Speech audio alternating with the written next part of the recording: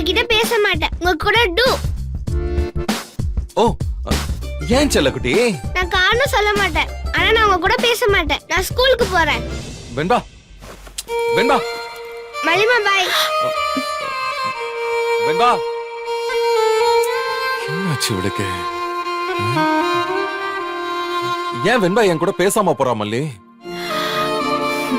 அவளுக்கு உங்க மேல கோவம், அதனால பேசாம போறா.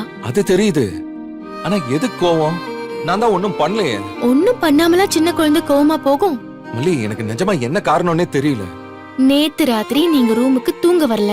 வெண்பா கண்முழிச்சு பார்த்தா நீங்க பக்கத்துல இல்ல.